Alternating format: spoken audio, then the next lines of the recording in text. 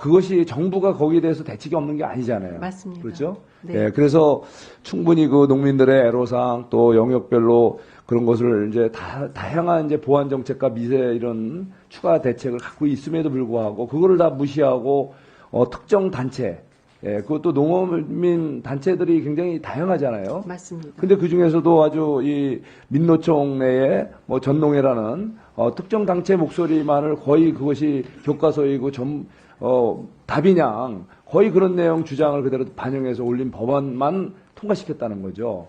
예, 그래서 이거는 근본적으로 예, 우리 정부의 어떤 정책의 일관성 또 형평성 예, 그리고 또 다양한 이런 어떤 목소리를 골고루 반영한다는 정책 담당자의 뜻을 반영을 해서 예, 이 법안들이 이번에 올라온 것은 법사위에서 당연히 예, 요거는 좀 보류를 시키고 다시 그 상임위에서 예, 또 우리 농림부하고 이걸 또 집행할 행정부하고 좀 충분한 합의를 거쳐서 다시 논의하는 게 좀 맞다고 생각하는데 네. 우리 장관님 예, 어떻게 네, 생각하시나요? 의원님 그 기회를 주셔서 감사드립니다. 양곡관리법의 경우에는 남는 쌀을 의무매입해야 한다. 공정가격이라는 이름으로 정부가 의무매입해야 된다라는 내용인데 이 내용 역시도 지금 산지 쌀값이 떨어진다고 농민들이 아우성입니다. 그런데 쌀값이 떨어지는 이유는 하나입니다. 수요에 비해서 공급이 많기 때문입니다. 그럼 공급을 줄여야 하는데 이 법이 통과되는 순간 절대 공급이 줄지 않고 더 늘어납니다. 결과적으로 쌀값을 더 떨어지게 되는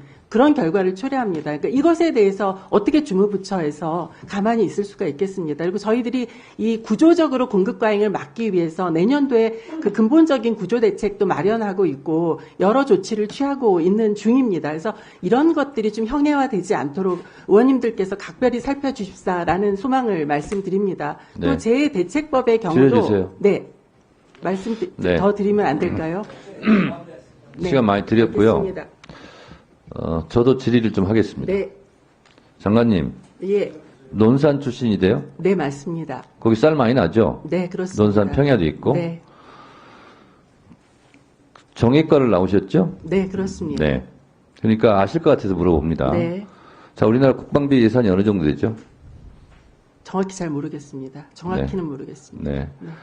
50조, 60조, 70조, 네. 뭐 부대까지 하면 뭐 전체 예산 한 10% 정도 됩니다. 네, 우리가 보건복지 예산을 더 편성할 수 없는 게 과도한 국방비입니다. 네, 우리 안보를 위해서 필요하죠. 네, 자, 그런데 무기를 많이 사서 전쟁도 안 일어나는데 이건 예산 낭비 아니냐 이렇게 주장을 하면 되겠어요, 안 되겠어요?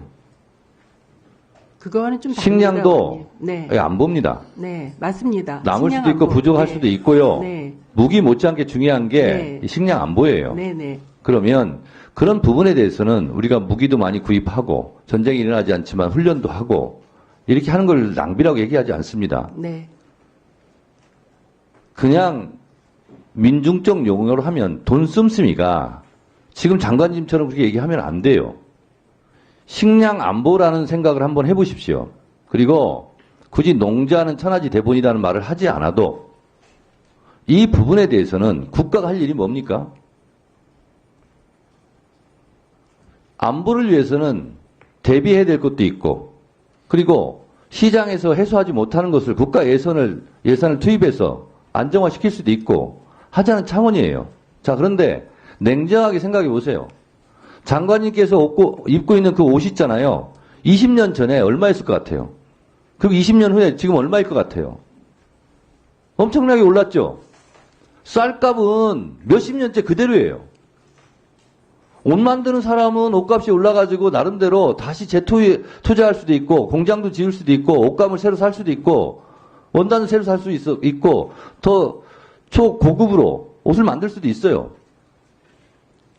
쌀은 20년 전이나 30년 전이나 똑같아요.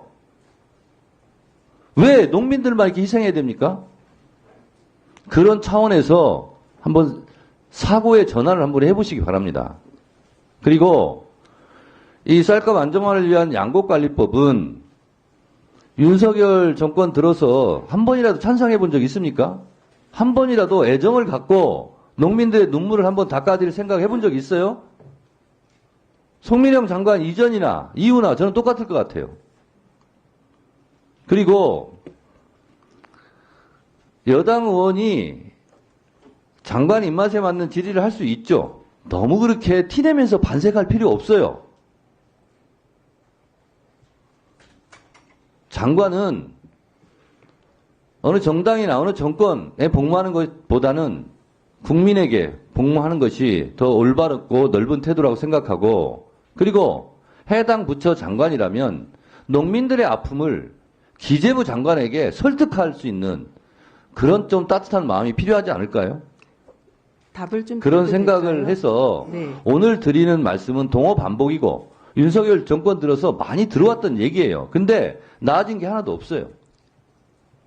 제가 장관한테 답을 들으려고 한 게 아니에요, 지금. 아니 위원장님. 사고의 전환을 좀 해보시라. 네, 네. 이런 차원에서 말씀드리고, 예전에는 그런 주장을 우리 야당에서 많이 했습니다. 남는 쌀 북한으로 보내면 북도 좋고 남도 좋고 창고 물류 비용도 덜 들고 그러지 않겠느냐 하는 얘기를 제가 하고 싶어도 이 정권에서는 그거 얘기는 아예 말도 못 꺼낼 정도 그런 상황이 돼버렸어요, 지금. 예전에는 그렇게 많이 주장했습니다. 남는 쌀 북한으로 보내자. 먹는 거 가지고는 우리 같은 민족끼리 서로 돕고 살자. 이런 얘기도 옛날에 많이 했는데 지금은 그런 얘기조차 할 상황이 아니라서 하지는 못하겠지만 이 쌀값에 대해서는 현장에 가 농민들 얘기 한번 들어보세요. 지금 그렇다면 장관의 그런 안일한 그런 발언을 하지 않을 거라고 생각합니다. 위원장님. 제가 듣고 싶지 59개 않다고 얘기했죠? 예. 아니 위원장님 근데 제가 묻지 않았어요. 지금 네, 위원장님 지금- 발언할 수 있게 해주십시오. 안 드리겠습니다. 장관, 네, 알겠습니다. 제가 몇 번 얘기하죠? 제가 장관에 대해서 특히 농민들의 목소리를 전달하려고 하는 거지 제가 답을 듣지 않겠다고 얘기했죠. 국민의힘 의원들이 충분히 발언 기회를 드리고 있잖아요. 그때 얘기하세요. 네, 알겠습니다. 그리고 태도를 좀 잘 가지세요. 자, 주진 의원님 토론하세요.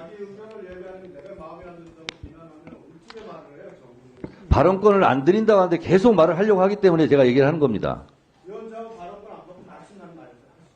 위원장은 다른 의원들이나 장관이나 발언권을 드릴 수도 있고 안 드릴 수도 있어요. 아까 국회법 99조 제가 말씀드렸죠.